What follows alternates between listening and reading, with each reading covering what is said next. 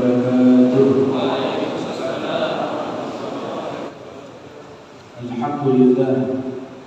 Alhamdulillahirabbil alamin. Allahumma shalli wa sallim ala sayyidina Muhammadin thahal amin wa ala alihi wa sahbihi ajma'in. Amma ba'd. Subhanaka la ilma lana illa ma 'allamtana innaka antal alimul hakim. Rabbi ishrah li sadri wa yassir li amri wahlul 'uqdatam min lisani yafqahu qawli wasadid lisani wa'ni qalbi bihaqqi sayyidina Muhammadin sallallahu alaihi wa alihi wa sallam. Ya man huwa fi 'ulumihi kana, ya man huwa fi fi'li hamid, ya man huwa fi qadri madrid. Allahumma akrimna bi nuril fahmi wa akhrijna min dhulumatil wahmi warzuqna fahman nabiyyin wa hifdzal mursalin wa ilhama malaikatil muqarrabin. Rabbana zidna ilman wa fahma wa 'aqla ya akramal akramin bihaqqi sayyidina Muhammadin khatamil anbiya'i wal mursalin. Ya Rahman ya Rahim wa sallallahu ala sayyidina Muhammadin wa ala alihi wa sallam walhamdulillahi rabbil alamin.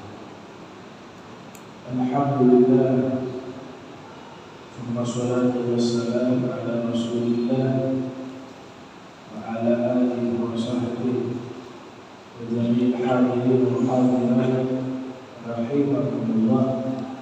Wa nahusu bil dhikri Imam Masjid Al-Muhajirin Nabi Ali Al-Bar Mata'ana Allah bihi biduri hayatihi wa umrih wa nafa'ana bihi wa amadana bi asrarihi wa a'adana bi barakatihi fi daraini amin ya rabbal alamin. Wa jami'il hafidh wal hadirat insyaallah.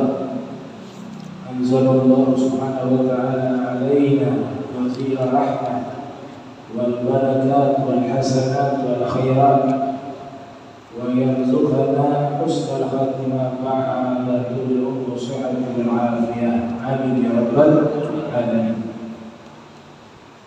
Ini hari, tepatnya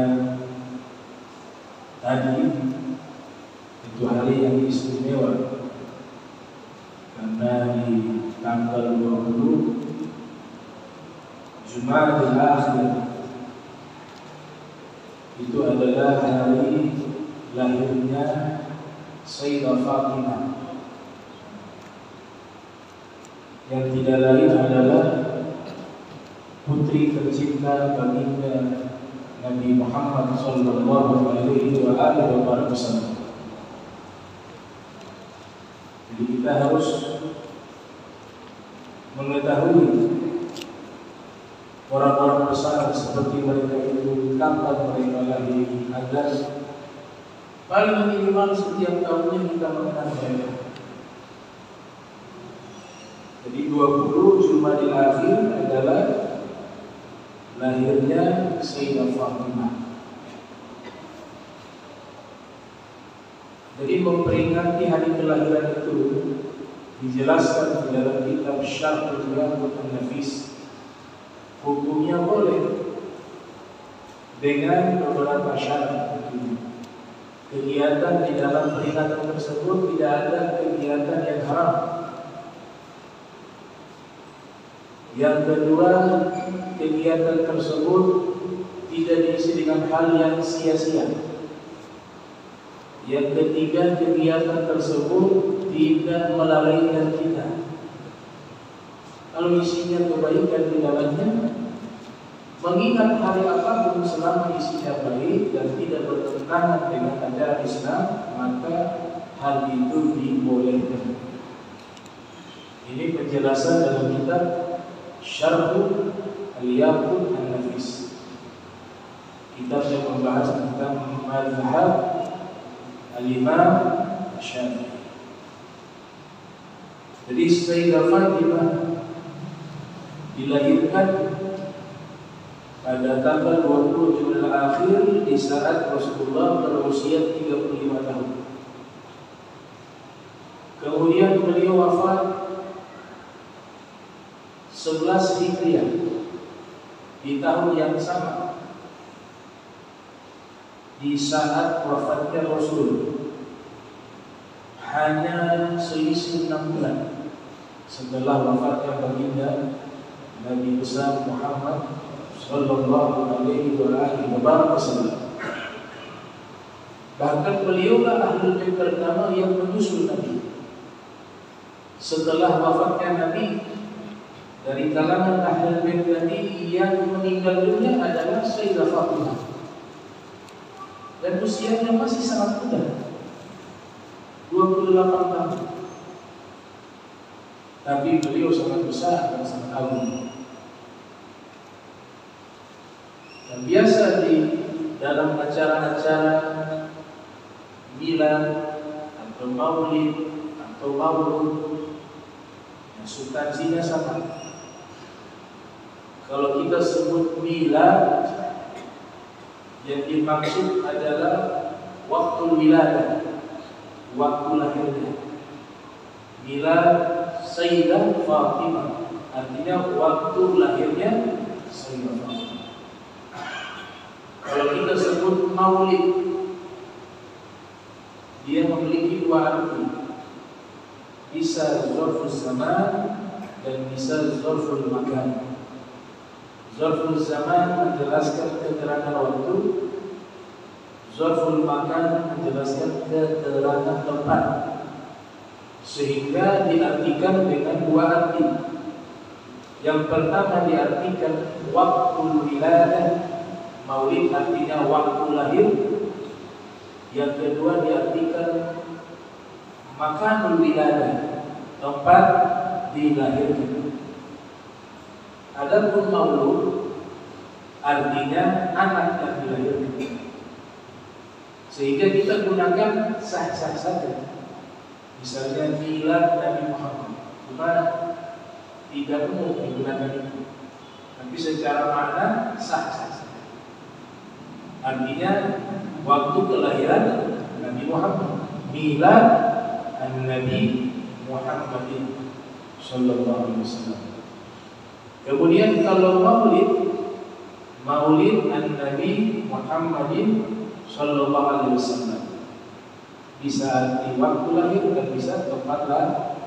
Tapi kalau di dalam acara-acara yang dimaksud waktu lahir, karena kita sedang memperingati daripada hari lahirnya Nabi, waktu lahirnya Nabi, bukan tempatnya Nabi, tempat dilahirkannya Nabi. Kemudian istilah berikutnya maulud Nabi, itu artinya dilahirkannya Nabi, maulud Nabi. Kesemuanya ini, milad, maulid, maulud, diambil dari kata melahirkan. Walada yalidu wiladatan, bahwa walidun wadaka mauludun ibnatalid maulidun miladun, diambil dari kata melahirkan. Walid orang tua, karena sebab dia dilahirkan. Maulud anak, maulid waktu lahir, tempat lahir. Milad diterjemahkan juga waktu lahir. Nah, itu pengertian tentang definisi kata waktu lahir yang biasa digunakan oleh kaum muslimin jika memperingati kelahiran Nabi sallallahu alaihi wasallam atau para aulia kaum sholihin. Kalau kaum sholihin umumnya haul dihitung hari wafat. Kalau maulid dihitung hari lahir. Jadi itu berkaitan dengan waktu. Kita manusia ketika hidup di dunia pasti terikat dengan 3 hal. Yang pertama zaman, kita terikat dengan waktu. Nanti waktu terbagi 3. Masa lampau, al-maud, al-yaum, masa sekarang, mustaqbal, masa akan.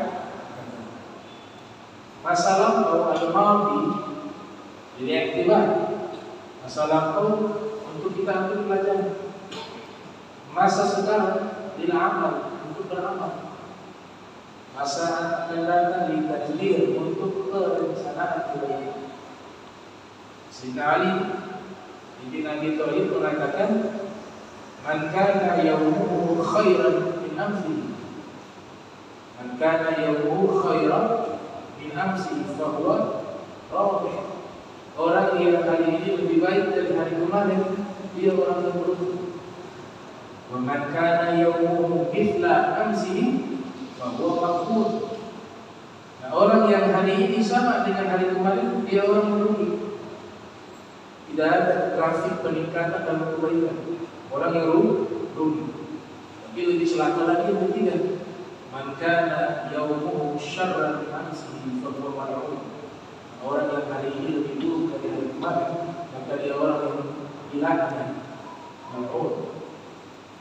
Ucapan dari siapa? Ucapan dari Imam Ali bin Abi Thalib. Dan kita mengenang hari lahirnya orang-orang yang baik, apalagi putrinya Nabi. Sudah begitu pemimpin wanita ahli surga, Sayyidah Fatimah.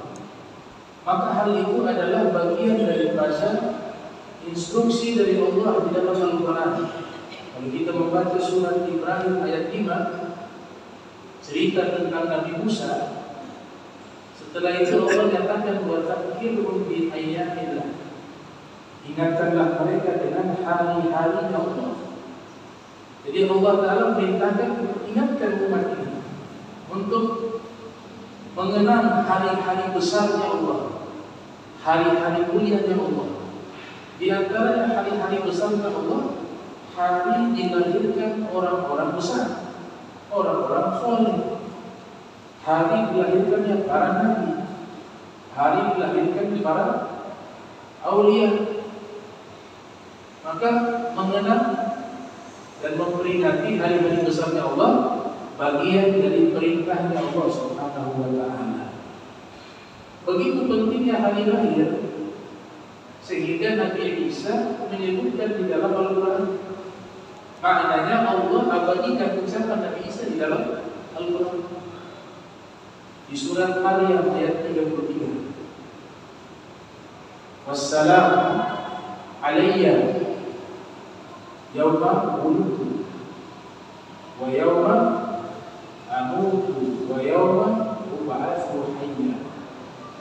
Keselamatan bagi diriku di hari lahirku, bisa sebut di hari lahirku, kesejahteraan diriku, dan di hari wafatku, haul bisa disebut hari wafatku. Ditambah lagi, dan hari aku dibangkitkan, hayya, dalam keadaan hidup. Penyebutan hari lahir oleh Nabi Isa menandakan bahwa hari lahir orang soleh itu suatu hal yang penting. Agar kita mengenal, kita membaca biografi mereka, sehingga kita bisa mengambil teladan dari mereka. Laqad kana lakum fi Rasulillahi iswatun hasanah liman kana yarjullah wal yawmal akhir wa dzakarallaha katsiran. Di qiraat yang lain iswah, di qiraat yang lain uswah. Dua-duanya benar dalam bacaan. Nah, sehingga Nabi SAW ketika beliau rutin puasa setiap hari Senin, disebutkan di dalam Sahih Muslim, ada yang bertanya kepada beliau, Su'ilan Nabi sallallahu alaihi wasallam an shaumi yaumil Itsnin. Ditanya Nabi, kenapa puasa di hari Senin? Qala Nabi, dzaka yaumul wulidtu. Aku puasa di hari Senin karena di hari Senin aku dilahirkan. Jadi Nabi kita mengenang setiap Senin hari lahirnya, bukan dikenang setiap tahun, tapi Nabi mengenang hari lahir beliau setiap hari Senin. Dengan cara apa? Melakukan amal soleh. Di antara amal soleh puasa, tapi bukan dibatasi hanya puasa saja. Ibnu Hajar al-Asqalani mengatakan puasa itu sebagai contoh bahwa mengingat hari kelahiran Nabi, kita lakukan dengan amal yang baik. Salah satunya puasa. Bisa tidak dengan sedekah? Bisa. Bisa tidak dengan membaca biografi beliau? Bisa. bisa tidak dengan membaca Al-Quran. Selama semua itu baik, maka boleh. Toh tidak ada yang melarang hari Senin kita puasa sambil baca Al-Quran, lebih bagus lagi. Puasa sambil membaca biografi hidupnya Rasulullah Muhammad SAW. Ini enaknya kalau ulama tidak membagi budak dalam menjelaskan hadis Nabi. Ibnu Hajar mengatakan puasa contoh amal soleh, bisa juga dengan sedekah, bisa juga dengan sholat. Sholat artinya apa di sini? Bersalawat kepada Nabi Muhammad SAW. Jadi hari lahir begitu penting, maka disebut di dalam Al-Quran hari lahirnya Nabi Isa, disebutkan di dalam hadis Nabi Sallallahu Alaihi Wasallam. Dan pentingnya waktu secara global, itu ada waktu-waktu istimewa yang Allah muliakan. Setiap 7 hari ada 1 hari mulia. Hari Jumat, kemudian malamnya mulia, malam Jumat. Setiap 1 tahun ada 1 malam istimewa di bulan suci Ramadan, Lailatul Qadar, dan seterusnya. Berarti Allah ciptakan waktu-waktu istimewa yang ada dari seluruh waktu tersebut. Kemudian di setiap tahun juga ada 4 bulan mulia, bulan-bulan huruf. Inna iddatash shuhur 'inda Allahi 12 syahra fi kitabillahi yawma khalaqas samawati wal ard minha arba'atun hurum. Bulan di sisi Allah ada 12 bulan. Nah, di antara 12 bulan itu ada 4 bulan yang dimuliakan oleh Allah Subhanahu wa taala. Berarti ada waktu-waktu yang istimewa yang Allah muliakan. Sehingga Al-Imam Baihaqi yang lahir tahun 384 Hijriah menulis kitab membahas tentang keutamaan waktu berjudul Fadailul Awqat, yang artinya keutamaan waktu. Kemudian kita hidup juga tidak lepas terikat dengan makan, tempat. Kita pasti ada di satu tempat. Dan tempat pun ada yang Allah istimewakan, satu tempat khusus dengan tempat yang lain. Di antaranya Masjidil Haram, itu istimewa, tempatnya istimewa. Kenapa menjadi istimewa? Salah satu sebabnya awal tempat ibadah di dunia adalah di Makkah, yang disebut dengan Ka'bah sebagai kiblat. Tempatnya adalah Al-Masjidil Haram. Inna awwala baitin wudi'a lin-nas alladzi bi Makkah mubarak. Kemudian Nabi katakan dalam hadis riwayat Muslim yang lahir tahun 204 Hijriah, wafat 261 Hijriah, la tushaddu rihal illa ila thalathati masajid. Masjid hadza wal Masjidil Haram wal Masjidil Aqsa. Kalau kalian melakukan perjalanan jauh, menujulah ke 3 masjid. Masjidku ini, Masjid Nabawi, Masjidil Haram yang kedua, yang ketiga Masjidil Aqsa. Kenapa ini disebut 3 masjid? Ya karena masjid yang terbaik di dunia ini 3 masjid tersebut: Masjidil Haram, Masjid Nabawi, dan Masjidil Aqsa. Sholat di Masjidil Haram, 1 kali sholat dilipatkan lagi 100.000 kali sholat. Kemudian di Masjid Nabawi kil 1000. Kemudian di Baitul Maqdis 500. Karena tempat-tempat itu istimewa. Ada satu ulama bernama As-Sayyid Afifuddin. Beliau menulis kitab berjudul Uddatul Inabah ila Amakinil Istijabah atau ila Amakinil Ijabah. Kitab tersebut beliau bahas tempat-tempat yang mustajab yang ada di dunia ini. Disebut satu persatu tempat-tempat yang istimewa. Kemudian kita hidup di dunia tidak lepas juga dengan yang namanya sya'anun atau hal, keadaan. Ada zaman, ada waktu, ada Dalam Al-Quran sangat banyak ayat-ayat yang menceritakan keadaan-keadaan orang-orang beriman.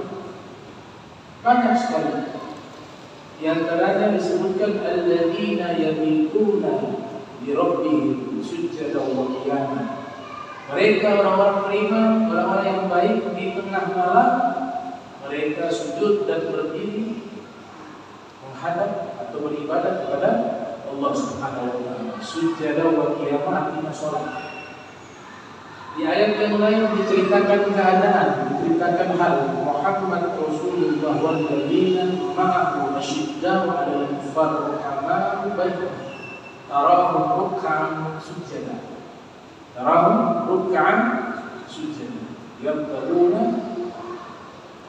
fadlan min Allah wa ridwan. Kalian melihat mereka dalam keadaan ruku dan sujud. Siapa mereka di situ? Nabi Muhammad dan sahabat-sahabat Nabi Muhammad sallallahu alaihi wasallam. Jadi keadaannya orang saleh tidak lepas dari tiga hal. Di sholat, lagi zikir, lagi membaca Al-Quran. Kata ulama tiga hal ini kalau dilakukan maka kita sudah mengikuti jalan yang kaum saleh ini. Imam Ja'far Shadiq, Imam Malik mengatakan, saya kalau bertemu Imam Ja'far Shadiq bin Muhammad Al-Baghi, pasti yang saya lihat kalau kita baca Al-Quran lagi zikir, kalau kita sedang zikir lagi ngajar ilmu agama, atau lagi sholat. Tidak pernah saya lihat selain itu. Sebenarnya Imam Malik mengatakan, ketemu guru saya Imam Ja'far Shadiq, saya lihat kalau tidak beliau sholat, beliau sedang zikir. Kalau tidak sedang zikir, sedang baca Al-Quran. Kalau tidak sedang baca Al-Quran, sedang sholat. Kalau tidak sedang sholat, sedang mengajar. Itu saja yang saya lihat selama saya berguru kepada Al-Imam Ja'far Shadiq bin Muhammad Al-Baghi. Ini dikatakan oleh Al-Habib Abdullah bin Husain Al-Fuqih. Beliau mengatakan wafa'atani min khiyal nas kam rajul ma fa'atul al-umri fikra wal kutuba baqa'u laylatihi sajjatu khalwatihi min khawfi malikihi yasta'dibul ta'aba. Beliau mengatakan sudah berlalu manusia-manusia terbaik, para aulia dan sholih, yang ada hanya sedikit. Tapi yang banyak sudah banyak meninggal. Mereka itu saya dapati orang-orang besar di zaman dahulu. Mereka itu waktunya tidak pernah bisa seumur hidup dengan zikir dan membaca Al-Quran dan membaca kitab-kitab para ulama. Kalau tiba waktu malam, bakal lailatihi, mereka menangis di malam, menangis mengingat Allah, menangis mengingat dosa, menangis rindu kepada Allah, rindu kepada Rasulullah sallallahu alaihi wasallam. Sajjatu khalwati, di waktu sendirian, waktunya habis sujud di atas sejadah. Min khawfi malikihi yasta'dibu ta'am, rasa takut kepada Allah Sang Pencipta menghilangkan rasa lelah di dalam melakukan ibadah dan ketaatan kepada Allah Subhanahu wa taala. Nah, itu keadaan yang baik. Jadi ketika keadaan baik, zaman juga baik, makanan juga baik, tempat juga baik. Jadi hari ini hari yang istimewa karena hari ini hari milad lahirnya Sayyidah Fatimah Zahra alaihissalam. Di dalam riwayat At-Tabrani yang lahir tahun 260 Hijriah, wafat 360 Hijriah, di dalam Mu'jamnya, Sayyidina Ali pernah bertanya secara ekstrim kepada Nabi. Pertanyaannya, beliau menyampaikan, ya Rasulullah, ayyuna ahabbu ilaika ana am Fatimah. Wahai Rasulullah, Sayyidina Ali, siapa yang paling kau cintai, saya atau Fatimah? Pertanyaannya seperti itu. Ini menunjukkan jawaban yang sangat berbobot, dan orang yang menjawab jawaban seperti ini adalah orang yang sangat cerdas. Apa jawaban Nabi? Nabi mengatakan, Fatimatu ahabbu ilayya minka. Fatimah lebih saya cinta dibanding dirimu. Jelas anak. Tapi Nabi tambahkan lagi, wa anta a'azzu alayya minha. Sedangkan kamu lebih mulia di sisiku dibanding dia. Kalau Sayyidah Fatimah paling dicintai oleh Nabi, kalau Sayyidina Ali paling dimuliakan oleh Nabi Muhammad sallallahu alaihi wasallam. Makanya Nabi pernah pesan kepada Ibnu Abbas. Ya Abbas, idhab ila Ali wa qul lahu, ya Ali, anta sayyidul Arab wal Ajam. Wahai Ibnu Abbas, pergilah kau menemui Imam Ali dan sampaikanlah pesan dariku kepadanya. Katakan padanya bahwa dia adalah pemimpin bangsa Arab dan pemimpin non-Arab, artinya pemimpin dari seluruh manusia setelah baginda Nabi Muhammad sallallahu alaihi wasallam. Nah, Sayyidah Fatimah Nabi sebutkan juga dengan bahasa-bahasa yang menunjukkan keutamaan beliau. Di dalam hadis Sahih Al-Bukhari, Nabi katakan, Fatimah bid'atun minni, faman aqdabaha aqdabani. Fatimah adalah belahan darah dagingku. Siapa yang membuat dia marah, maka orang itu sudah membuat saya marah. Sebaliknya, siapa yang membuat Fatimah mencintai dirinya, maka dia telah membuat diriku mencintai dirinya. Dan siapa yang membuat aku, Nabi Muhammad, mencintai dirinya, maka Allah akan cinta kepadanya. Antar Allah ayyumrin atahu min kaidika la yadkhulu. Engkau pintunya Allah, wahai Nabi Muhammad. Setiap orang ingin dekat kepada Allah, tapi tidak lewat pintu Nabi Muhammad, tidak akan mungkin bisa dia mendekat kepada Allah Subhanahu wa ta'ala. Nabi katakan, at-taqwa hahuna yushiru ila sadrihi thalatha marrat. Nabi mengatakan takwa itu ada di dalam dada. Beliau menunjuk sebanyak 3 kali. Tunjuk yang pertama maknanya takwa itu di dalam hati. Tunjukkan yang kedua, takwa itu ada di dalam ruh. Tunjukkan yang ketiga, takwa itu ada di dalam diri Nabi Muhammad. Maknanya takwanya kita tidak bisa mandiri, bagaikan listrik, lampu yang menyala, ada kabelnya. Internet semua menyala malam ini, bisa bercahaya terang. Itu karena sumbernya dari tempat yang disebut PLN. Disitulah yang membuat listrik dia bisa berjalan di seluruh ternate ini sehingga bisa bercahaya. Begitu pula takwanya kita harus disambungkan kabelnya kepada sumber takwa Nabi Muhammad. Baru kita bisa bercahaya, bisa disebut orang bertakwa. Tapi kalau kita mandiri sendiri, tidak akan bisa sampai mati. Itu maksudnya itu 3 kali. Yang pertama, takwa ada di dalam hati. Yang kedua, takwa ada di dalam ruh. Yang ketiga, takwa ada di dalam diri Nabi Muhammad sallallahu alaihi wasallam.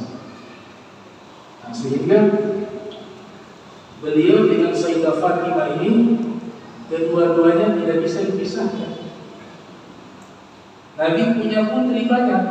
Ada Ummu Kulthum, ada Sayyidah Zainab, ada namanya Ruqayyah. Tapi yang istimewa Sayyidah Fatimah dibanding semua putri-putri Nabi. Semuanya mulia, semua semuanya diagungkan oleh Allah. Tapi di antara mereka semua yang paling mulia Sayyidah Fatimah, padahal yang paling bungsu dibanding saudari-saudari. Kenapa demikian?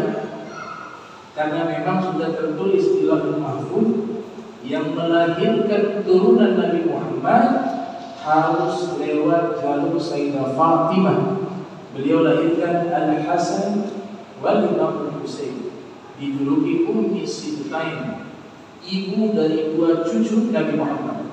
Dan Nabi Muhammad pernah menyatakan semua manusia nasab mereka mengikuti ayahnya kecuali dua putra Sayyidah Fatimah. Kedua-duanya mengikuti aku, kata Nabi Muhammad. Aku sebagai nasabnya dan aku sebagai bapaknya, kata Nabi sallallahu alaihi wasallam. Makanya ayat yang diturunkan oleh Allah Ta'ala, innama yuridullah liyudhhiba ankum risa ahla baiti wa yutahhirakum tathira. Itu Nabi membentangkan selendangnya, kemudian memanggil Imam Ali, memanggil Sayyidah Fatimah, memanggil Imam Hasan, memanggil Imam Husain. Kemudian dibentangkan selendang Nabi, dan Nabi menyatakan, Allahumma haulai ahla baiti. Ya Allah, mereka ini semua yang ada di dalam selendangmu adalah keluargaku. Turunlah ayat innama yuridullah liyudhhiba ankum risa ahla baiti wa yutahhirakum tathira. Jibril lihat luar biasa kemuliaan ini.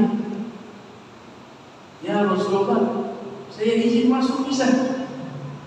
Nabi izinkan, Jibril masuk dari bawah. Jadi ada 6 orang, 5 manusia, 1 malaikat masuk di dalam selendang Nabi Muhammad. Li khamsatun fi biha hamdallahi Fatimah al-Mustafa wal Qurtada wa ibnahuma Fatimah. Sayyidina Hasan, Sayyidina Husain ketika lahir, cintanya Nabi tidak bisa ditutupi kepada Imam Hasan dan Imam Husain. Coba bisa bayangkan, sedang khutbah Jumat, Nabi sedang khutbah Jumat, cucunya datang, Nabi turun dari mimbar, kemudian menggendong cucunya, naik lagi ke atas mimbar, kemudian khutbah. Tidak pernah terjadi seperti itu. Tidak pernah Nabi lakukan seperti itu kecuali kepada cucunya. Setelah itu Nabi berikan pengumuman kepada seluruh jamaah yang hadir. Man ahabba Hasanan wa Husainan faqad ahabbani, wa man ahabbani kana ma'i fil jannati, atau kama qala Nabi sallallahu alaihi wasallam. Siapa yang mencintai Hasan dan Husain, maka sungguh dia mencintai diriku, kata Nabi.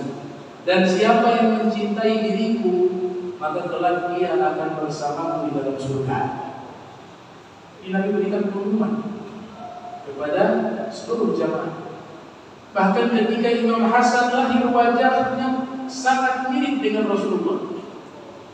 Sayyidah Fatimah ketika menggendong Sayyidina Hasan, dia sambil bersyair, dia mengatakan, Anta syabihun bin Nabi wa laysa syabihan bi Ali. Wahai putraku, wajahmu mirip dengan Nabi, namun tidak mirip dengan Ali. Ali ayahnya Imam Hasan, tapi wajahnya Sayyidina Hasan mirip dengan Rasulullah Muhammad sallallahu alaihi wasallam. Anta syabihun bin Nabi wa laysa syabihan bi Ali. Kau mirip dengan Nabi, namun kau tidak mirip dengan Ali. Ini ucapan didengar oleh Sayyidina Abu Bakar Siddiq. Maka ketika Imam Ali datang menggendong Sayyidina Hasan, Sayyidina Abu Bakar mengulang syair tersebut. Wahai Imam Ali, ini putramu, siapa namanya? Hasan. Kemudian Sayyidina Abu Bakar mengatakan bahwa huwa syabihun bin Nabi wa laysa syabihan bi Ali. dia putramu mirip dengan Nabi, tapi tidak mirip dengan Ali. Subhanallah. Jadi dikatakan oleh ulama-ulama ahli hadis, dari ujung rambut Nabi Sayyidina Hasan sampai ke bagian pusat itu adalah mirip dengan Nabi. Dari pusat ke bawah kaki itu Sayyidina Husain mirip dengan Nabi sallallahu alaihi wasallam. Nabi berikan perhatian, cinta kepada mereka. Bahkan sejak bayi Nabi selalu datang ke rumah Sayyidah Fatimah.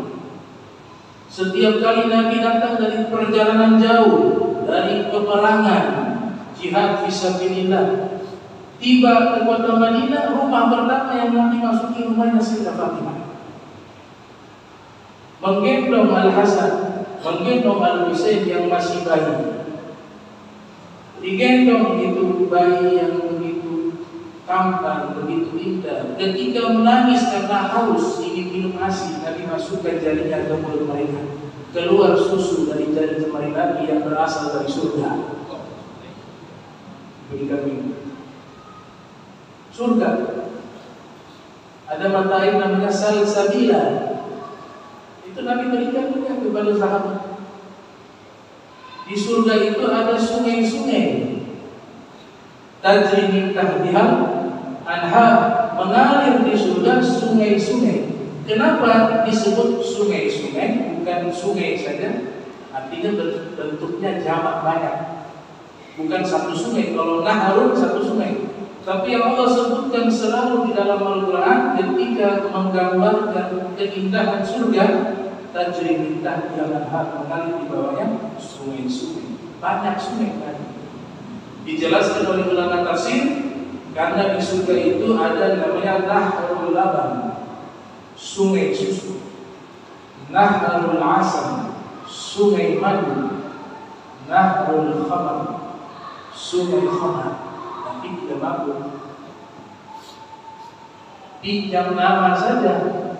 Ibnu Abbas mengatakan kalau disebut sesuatu di surga yang mirip namanya dengan di dunia, itu bukan berarti bentuknya sama, rasanya sama, wanginya sama, tidak. Tapi meminjam kosakata saja, karena kita tidak bisa tahu surga itu seperti apa. Bahkan Nabi katakan, walaupun kalian berimajinasi setinggi mungkin itu imajinasi kalian, tidak akan mampu menggambarkan keindahan surga, karena kita tidak mampu, sudah pinjam nama saja, tapi bentuknya tidak sama. Satu ketika Nabi sedang di rumahnya Sayyidah Fatimah. Diriwayatkan oleh Imam Ibnul Haytham dalam kitab yang Majma' Az-Zawahir wa Manba'ul Fawaid. Beliau sedang duduk di situ. Imam Hasan, Imam Husain sedang main gulat. Jadi kalau gulat itu dibolehkan dalam syariat, latihan gulat, karena tidak melukai kan, asal yang jangan terlalu ekstrim. Kayak ada olahraga lebih selalu sudah tinju boleh, pakai dengkul boleh, injak boleh. Itu namanya bukan olahraga, namanya bunuh orang. Itu dilarang karena melukai, menghancurkan wajah. Tapi kalau bulan kan tidak, hanya adu kekuatan. Nah, Imam Hasan, Imam Husain di dalam rumah main bulan. Nabi nonton mereka bermain bulan. Kemudian Nabi memberikan semangat kepada Sayyidina Hasan, ihil ya Hasan, ihil ya Hasan, ayo Hasan, ayo Hasan, ihil ya Hasan, ayo Hasan. Sayyidah Fatimah mendengar, kok yang diberikan semangat hanya kakaknya Hasan, tidak Husain. Keluarlah Sayyidah Fatimah, mungkin dari kamar atau dapur, beliau keluar. Wahai Rasulullah, kenapa kau berikan semangat hanya kepada Hasan, tidak kau berikan semangat kepada Husain? Kata Rasulullah, ana aqul bil Hasan, ihil ya Hasan, ihil ya Hasan, wa Jibril yaqul li Husain, ihil ya Husain, ihil ya Husain. Saya mengatakan semangat, ayo Hasan semangat.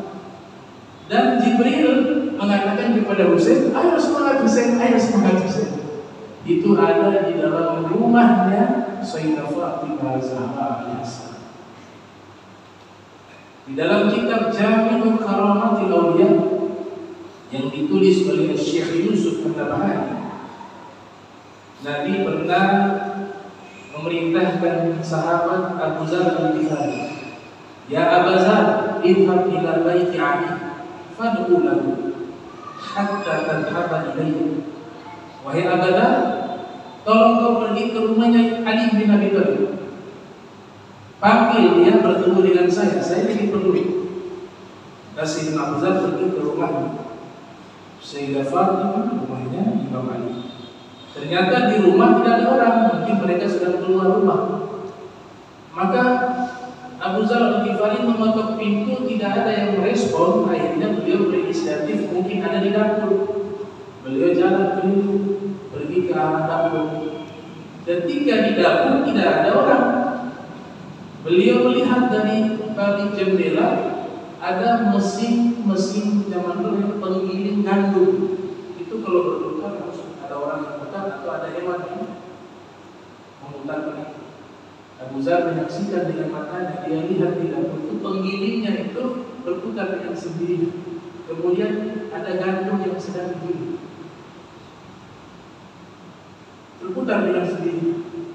Maka si Abu Zar ketakutan, dia menyaksikan hal yang aneh. Itu mesin penggiling tidak otomatis kayak zaman sekarang, harus ada yang memutarkan. Dia pergi menemui Nabi SAW dan mengatakan, "Ya Rasulullah, tadi saya lihat di dapur, di rumahnya Sayyidah Fatimah, di rumahnya Imam Ali, itu ada alat penggiling gandum, dia berputar dengan sendiri." Maka Nabi mengatakan, "Ya Abu Zar, inna lillahi malaikatan yusayyahina fil ardi." Wahai Abu Zar, sesungguhnya Allah memiliki malaikat-malaikat khusus di bumi ini yang Allah berikan tugas kepada mereka membantu ahlul baitku di dalam urusan mereka, termasuk urusan dapur, dibantu. Makanya ada satu doa yang Nabi doakan, dan ini mustajab sampai kiamat. Kalau Nabi berdoa itu tidak ada batasan, dia akan selalu diijabah oleh Allah Ta'ala. Nabi pernah berdoa, "Allahumma rzuq di ahli baiti," wa fil riwayah, "Allahumma rzuq di ahli Muhammad quta." Ya Allah, berikanlah rezeki kepada keluargaku makanan pokok. Disyarahi oleh ulama bahwa seluruh ahli bait Nabi tidak akan mati kelaparan sampai hari kiamat. Sesusah-susah apapun mereka, tidak ada yang mati kelaparan. Karena Nabi sudah berdoa, berikanlah mereka makanan pokok. Itu bisa disurvei. Padahal susah, tapi tetap bisa hidup, bisa makan. Bahkan makannya enak. Allahumma rzuq li ali Muhammad quta. Ya Allah, berikan rezeki kepada keluarga Nabi Muhammad quta, makanan pokok. Di dalam tafsir Al-Kasyaf, Al-Imam Zamakhsyari beliau meriwayatkan Rasul sallallahu alaihi wasallam pernah suatu ketika datang ke rumah Sayyidah Fatimah untuk meminta makanan. Beliau ingin makan di rumah putrinya. Datanglah. Pada waktu itu Nabi datang ke rumah Sayyidah Fatimah, ternyata makanan yang ada sudah habis. Nabi mengatakan, "Wahai putriku, ada makanan?" Maka Sayyidah Fatimah mengatakan, "Sudah habis wahai ayahku, wahai Rasulullah. Makanan sudah habis, tapi tunggu sebentar." Kata Sayyidah Fatimah, "Ya Rasulullah, silakan duduk, tunggu sebentar, saya mau ke belakang." Beliau ke belakang di dapur, ada pintu. Dibuka itu pintu dapur, tiba-tiba di depannya sudah ada sosok manusia berpakaian putih membawa nampan. Kemudian diserahkan kepada Sayyidah Fatimah, diterima oleh Sayyidah Fatimah. Kemudian setelah itu disajikan kepada Nabi Muhammad SAW. Ketika dibuka, Nabi tahu ini bukan makanan yang berasal dari dunia. Ini makanan yang berasal dari surga. Kemudian Nabi bertanya, "Wahai Fatimah, dari mana kamu dapatkan makanan ini?" Maka Sayyidah Sayyidah Fatimah menjawab, "Qul min indillah." Yarzuqu man yasha'u bighairi hisab. Sama seperti ayat, "Kullama dakhala 'alaiha Zakariya mihraba wajada 'indaha rizqa qala ya Maryam anna laki hadha qalat huwa min 'indillah inna Allah yarzuqu man yasha'u bighairi hisab." Sayyidah Fatimah mengatakan, "Huwa min 'indillah." Ini makanan dari sisi Allah. Jika Allah memberikan rezeki kepada hamba yang Allah cintai tanpa ada perhitungan, maka Nabi beliau ketika mendengar ucapan itu teringat kepada Sayyidah Maryam.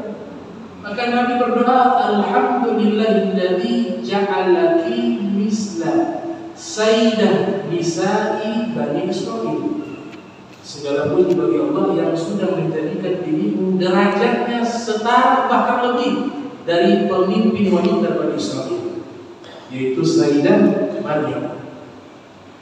Jadi ini luar biasa, bahwa ini bukan masalah mazhab lagi, masalah Syiah, masalah Wahabi, masalah Ahli Sunnah. Ini pembahasan di atas langit. Ini mereka punya pesta pernikahan di zaman Nabi menikah. Sudah berapa ribu tahun di zaman Nabi menikah. Sayyidina Ali menikah dengan Sayyidah Fatimah. Al-Habib Abdurrahman bin Mustafa Al-Idrus dalam kitab Iqdul Jawahir mengatakan, ketika Sayyidina Ali dan Sayyidah Fatimah menikah, Allah adakan pesta di langit dan di surga.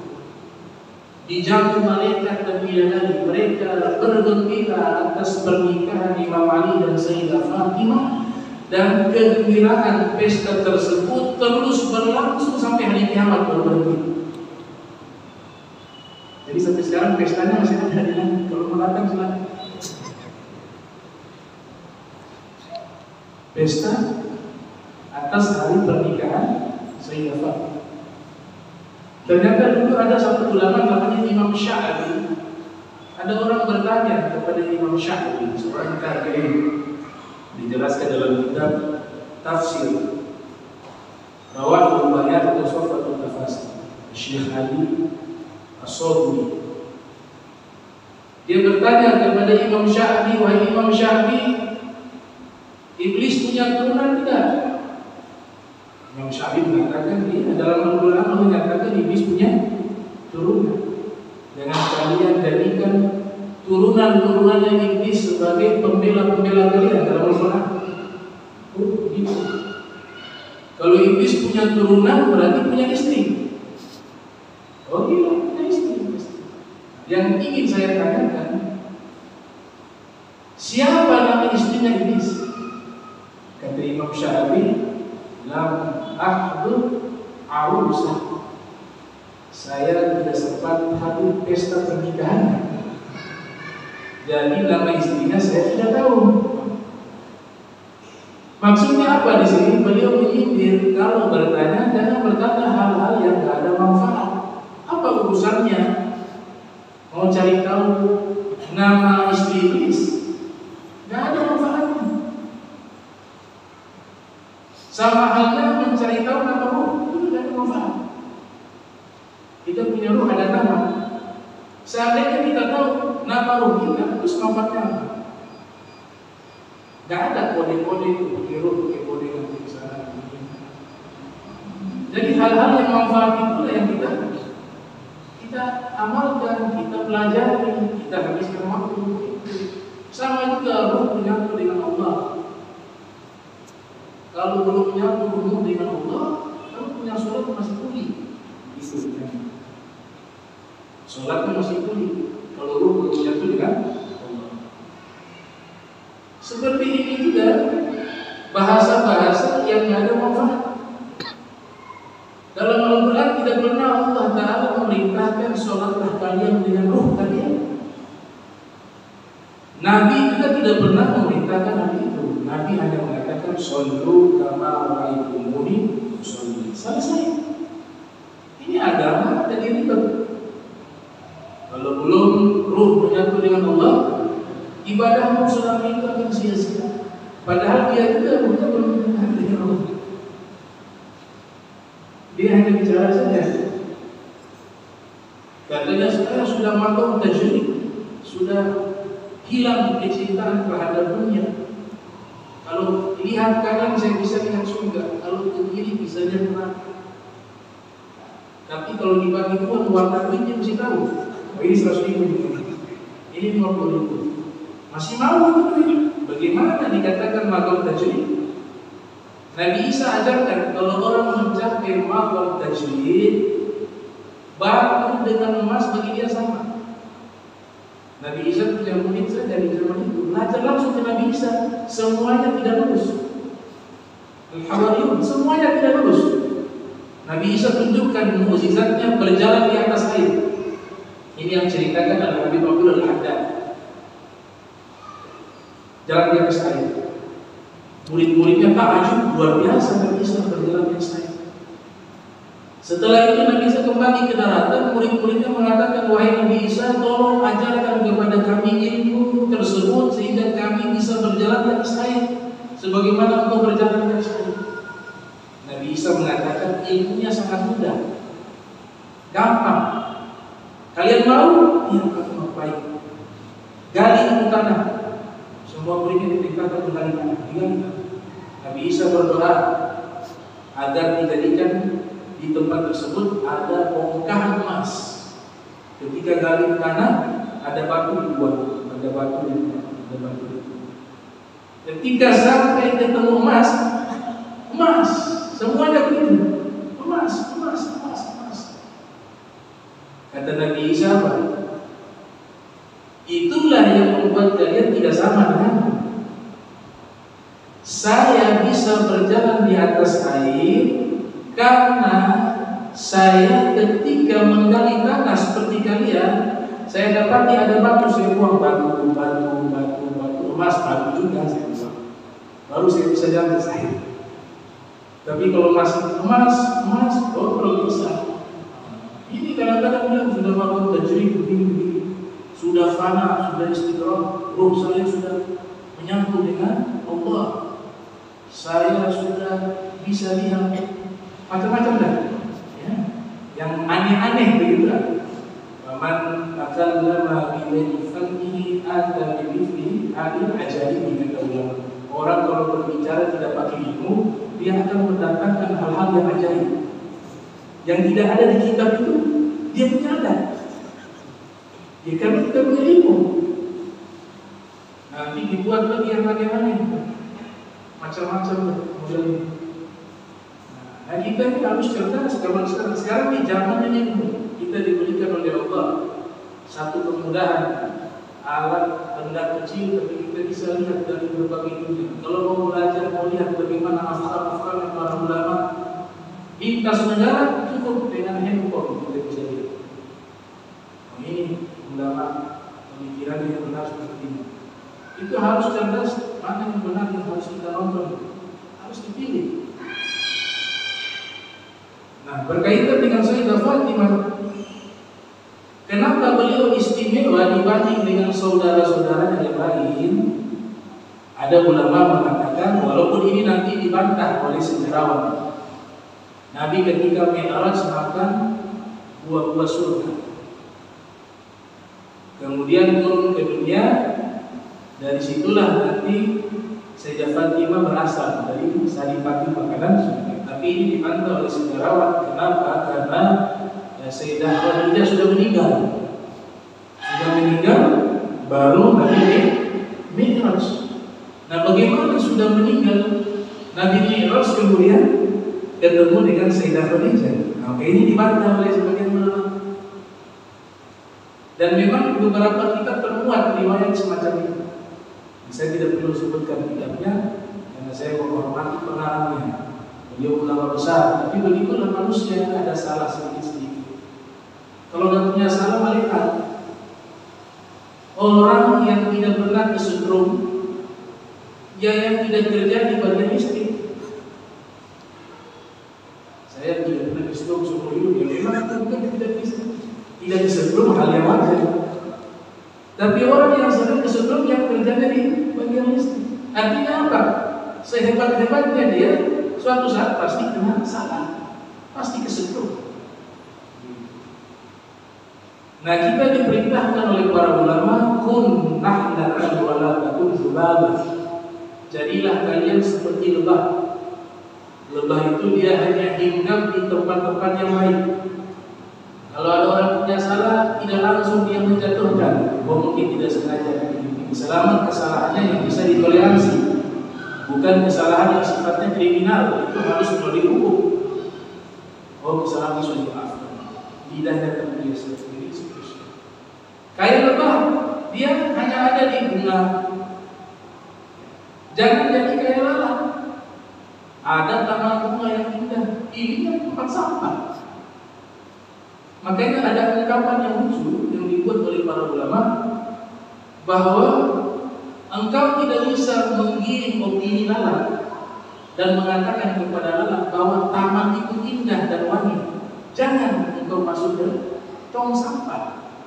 Lalat mengatakan, tetap saya pilih tong sampah, karena memang wataknya ingin mencari sesuatu yang buruk, senangnya kepada sesuatu yang busuk. Ada kebaikan orang 100, dia punya satu kesalahan, 100 kebaikannya kita hapus. Nah, itu bukan daripada akhlak seorang mukmin. Jadi alhamdulillah ini hari yang barakah. Kita menyebut biografi wanita yang sangat soleh. Tidak ada satu laki-laki yang bukan mahram yang pernah melihat beliau. Sampai meninggal dunia tidak ada satu laki-laki pun. Dan beliau juga tidak melihat kepada yang haram. Wajah laki-laki tidak pernah. Dia jaga auratnya seumur hidup. Jadi tidak pernah maksiat mata. Dia jaga. Sehingga Nabi katakan kepada Sayyidah Fatimah, wahai Fatimah, wanita terbaik itu karakternya seperti apa? Dijawab oleh Sayyidah Fatimah, wanita terbaik anla tara rajulan wa la yaraha rajulun, yaitu dia tidak pernah melihat laki-laki yang bukan mahram dan laki-laki yang bukan mahram tidak pernah melihat dirinya. Itu adalah wanita terbaik. Fatimah Rasulullah, Nabi memeluk Sayyidah Fatimah. Artinya jawaban itu tepat. Maksudnya seperti itu. Sampai waktu meninggal dunia, sebelum wafat berikan wasiat, wahai suamiku Imam Ali, kalau nanti saya meninggal dunia, tolong berikan saya tempat yang menutup jenazah saya, sehingga tidak ada laki-laki yang melihat bentuk tubuh saya ketika saya meninggal dunia. Pada zaman itu belum ada kurung batang. Orang pertama yang menginspirasi umat Islam membuat burung batang adalah Sayyidah Fatimah. Itu tradisi burung batang ada di Ethiopia. Dulu sahabat-sahabat hijrah ke Ethiopia, mereka menyaksikan jika ada yang meninggal di kalangan orang-orang Ethiopia, itu dibawa jenazahnya dengan apa? Keranda, burung batang atau keranda. Maka diceritakan hal ini kepada Sayyidah Fatimah. Jadi kalau saya meninggal, pakai itu rumah itu. Karena waktu itu jenazahnya masih dibawa terbuka tanpa ada burung batang atau keranda. Apa yang membuat beliau meminta kepada suaminya untuk memasukkan jenazahnya di burung batang tersebut atau keranda? Tadi dia katakan, saya tidak tahu ada satu lelaki manapun melihat tubuh saya. Dan ketika saya meninggal dunia, dia berpikir sampai di situ. Sudah begitu dia katakan, tolong saya wasiatkan kepada kuburkan saya di tengah malam, sehingga tidak banyak orang yang ada. Maka itu dilaksanakan oleh Imam Ali bin Abi Thalib. Dikuburkan beliau di waktu malam menggunakan keranda. Sampai akhirnya Allah muliakan itu sampai hari kiamat. Di hari kiamat, apabila datang hari kiamat, nada munadi, ada malaikat memberikan pengumuman, ya ahlal jam'i uddu absar wa nakisu ru'usakum hatta tamurra Fatimah bintu Muhammad wahai seluruh makhluk yang hadir di padang mahsyar ini, tutup mata kalian, tundukkan kepala kalian, karena sebentar lagi Fatimah putrinya Nabi Muhammad akan lewat. Sampai hari kiamat tidak ada dia, tidak ada dia, kecuali yang punya nasab bersambung kepada dia. Kenapa? Karena mahram itu bisa lewat jalur ayah ke atas lagi, ibu ke atas lagi, ayahnya ibu, ibunya ayah, ayahnya ayah, ibunya ayah, ke atas terus itu jadi mahram. Berarti ahlul bait zuriyah Nabi bisa lihat Sayyidah Fatimah, tapi yang lain nggak bisa. Kenapa? Karena Allah membiarkan yang lain dapat lihat Nabi Muhammad, yang lain bisa kumpul dengan mereka bisa. Karena Nabi katakan dalam hadis, saya dan lelaki yang tidur di dalam rumah, Sayyidina Ali sedang tidur, saya Nabi Muhammad, dzakar rajul, lelaki yang sedang tidur itu Sayyidina Ali, dan ibu mereka berdua, Al-Hasan Husain, dan Hasan dan Husain, mereka semua nanti berada di satu rumah bersamaku di surganya Allah Subhanahu wa taala. Bahkan dalam satu riwayat di hari kiamat berada dalam satu manzilah. Nah, orang yang mencintai mereka akan berkumpul bersama mereka. Kata Nabi fil hadis, ana awwalu man yadkhulul jannah, saya orang pertama yang masuk surga. Summa Fatimah, kemudian Fatimah. Summa Ali, kemudian Ali. Summa Al-Hasan dan Husain, kemudian Hasan. Summa man yuhibbu, kemudian orang-orang yang mencintai mereka masuk bersama. Ini khususnya, bukan berarti yang lain tidak masuk. Itu salah paham tadi. Nanti dibilang saya Syiah lagi dari dulu. Karena baca kitabnya sedikit. Jadi kalau orang menceritakan kemudian ahlul bait itu bukan tanda dia adalah orang yang Syiah. Ahli sunnah wal jamaah yang asli seperti ini. Justru kalau setengah-setengah sama ahlul bait dipertanyakan, dia punya ahli sunnah wal jamaah. Karena Imam Syafi'i, imam kita, orang yang paling cinta kepada ahlul bait. Sampai dia katakan seandainya umat ini disebutkan dalam hadis 73 golongan semua tersesat kecuali satu yang selamat, seandainya hadis ini benar dari Nabi, maka bagi orang berakal tentu yang selamat keluarga Nabi. Yang satu golongan itu tentu keluarga Nabi. Masa orang lain?